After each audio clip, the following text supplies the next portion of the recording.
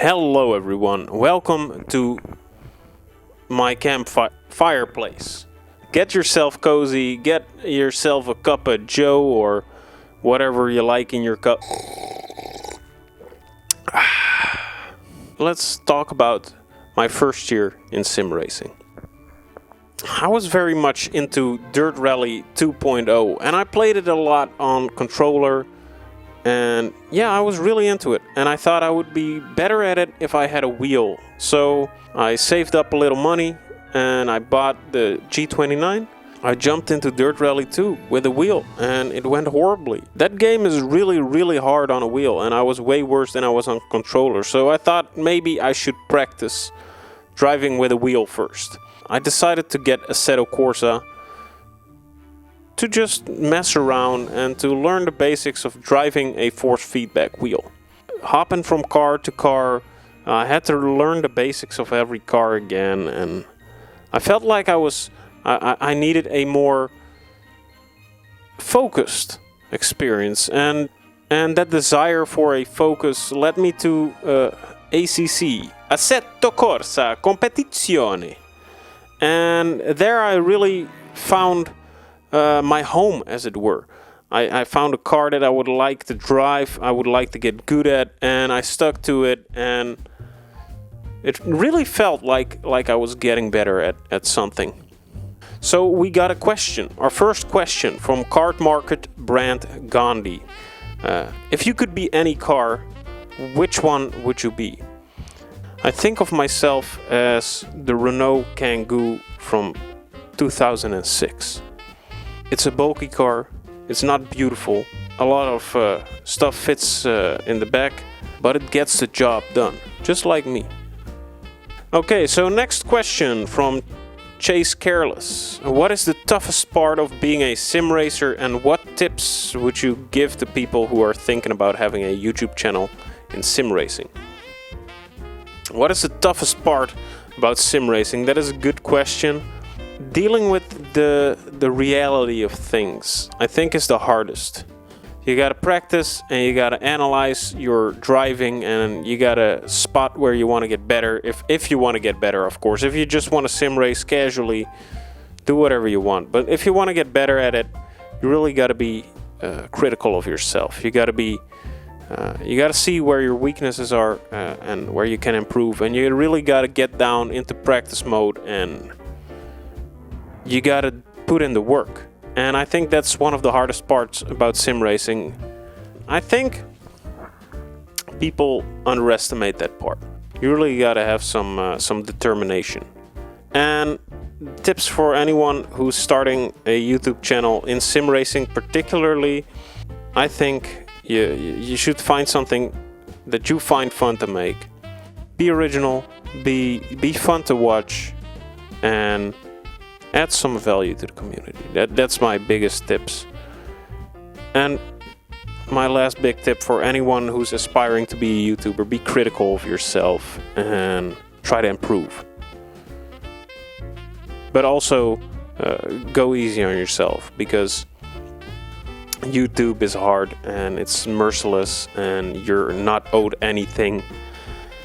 Some videos of me, they got 800 views and I was working on them for like a week, and then a video that I make in an hour gets 15,000 views. So you never know which videos are gonna be a hit with people and which videos are gonna be are not gonna do well. So keep trying, keep innovating, and stick with it. All right, let's continue. So I wanted to get good at ACC, so I had to learn racecraft, racing rules, how to drive a car consistently, all that kind of jazz. And as I was learning that, I came across this obstacle of there not being any short, snappy guides on the internet for how to become a better sim racer. So I took it upon myself with my video editing skills to make guides, and that's how ACC Basics was born, and that's also how the channel really began to take off.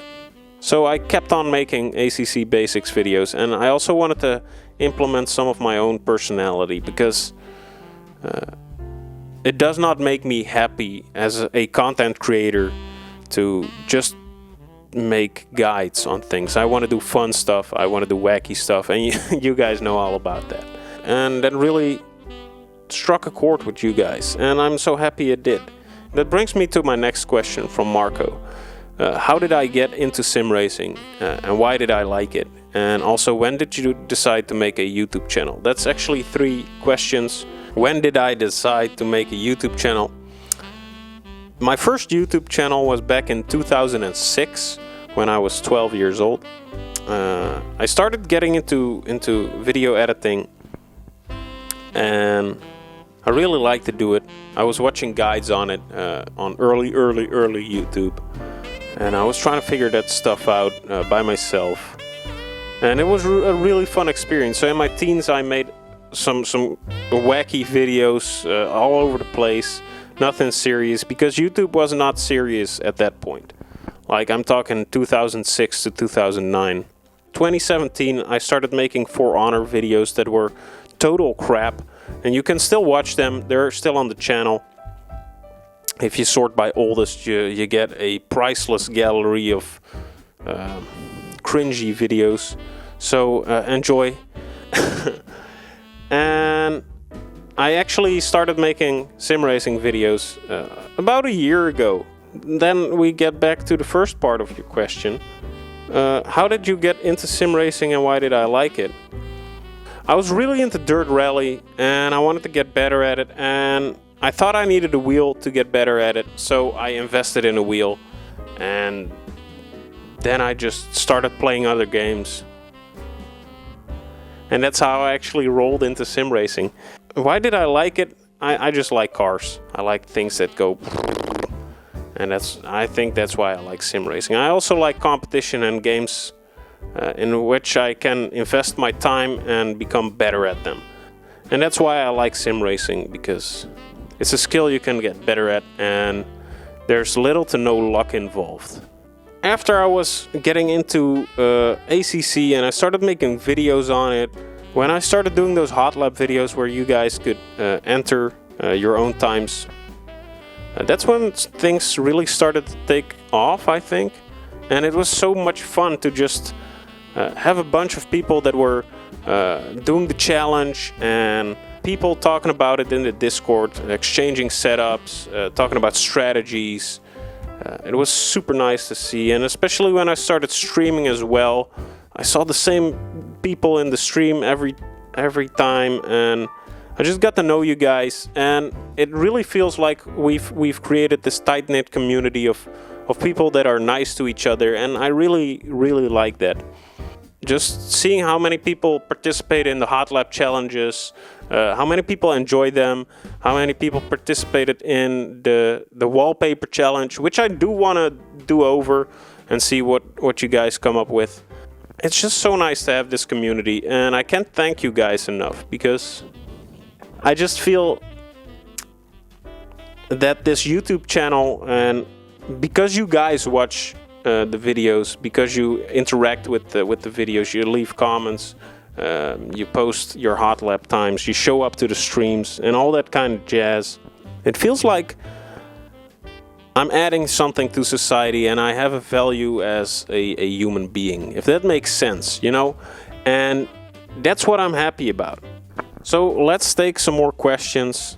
The next one is by F. Klinken. Do you feel like you have developed your own driving style and racecraft over this year? That's a good question. My driving style right now is trying to stay on the racing line and not mess up. That's my racing style right now. All right, so next question comes from, I hope I pronounced this all right, Gigi Isan. How much improvement do you think you have right now in terms of skill, gear? Possibly talk about the future plans of upgrading to proper gear. Yeah, it's not like a number that I can put on it or anything, but I think I'm way better than I was at the start of this year. I have a better sense of how to tackle a new track. how to keep my car on the track, how to race against other people, and I think that's the biggest improvement. I know my place on the track, and I think that's the biggest improvement I've gone through this year. And our next question comes from OJM Chicken. Do you put pineapple on pizza? Yes. Pizza with pineapple is actually my favorite. So yeah. 11 OPC 11. How many times have you said "oh no" on an ACC stream? If somebody could count it and send that to Guinness World Records, I might be able to get in there. I might be able to get into the 2020 World Record book for saying "oh no" on stream, because I think that's oh geez, oh no, oh boy, things like that. I say them a lot because, as I explained earlier, my driving style is trying to keep the car on track and trying to survive the race. Then we've got another question from Slim Frickin' Shady. Do you follow F1? And if you do, what are your thoughts on the 2020 season? I do not follow F1, but because you guys talk about it a lot, I do get a hint of the memes. I get a whiff of the memes, and yeah, what do I think of the 2020 season? I heard about some crashes, which luckily nobody died. Ferrari is probably not doing good. I don't know what's going on in F1. I don't know at all. Then we got a question by Sveise? Why did you choose sim racing as a hobby? And what were you doing before? Is that your kitchen? And do you have a real job? I like cars, and I wanted to drive cars. Before sim racing, I was just into making videos about other games, and I was just playing other games. Then, is that your kitchen? No, I actually live on a television set, and everything is cardboard. I start my new job on the 4th of January, if all goes well, and my official title will be product owner. I gotta talk to customers, I gotta get the requirements for the software system that they want, and I gotta bring that to the developers, and I gotta make sure that the developers create a software system that the customer actually wants. So, yeah. And the last question from Rachel. When's Rocket League? Maybe you can teach me how to play Rocket League. And yeah, that sounds good. I'll hit you up, Rachel. You can teach me how to play Rocket League and we'll have a good time. All right. That's all the questions. Right now, what am I doing right now in sim racing? Let's end on that. I do a bit of it all. To be honest, I got a bit bored of just racing GT3 cars in ACC, and I've been trying to have some fun with the Porsche, with the GT4 cars. I also drive iRacing, NASCAR, which is a great big blast. It's so much fun. I highly recommend you try it out.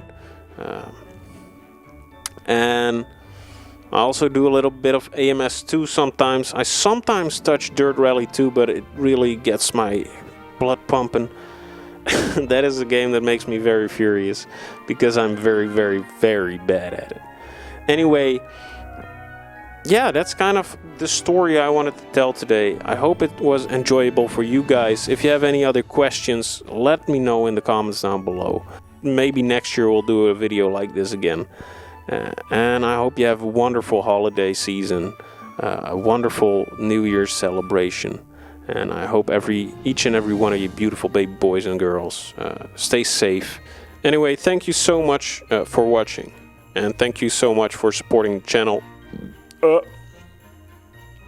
I see you in the next video. My beautiful baby boys and girls, sleep tight tonight.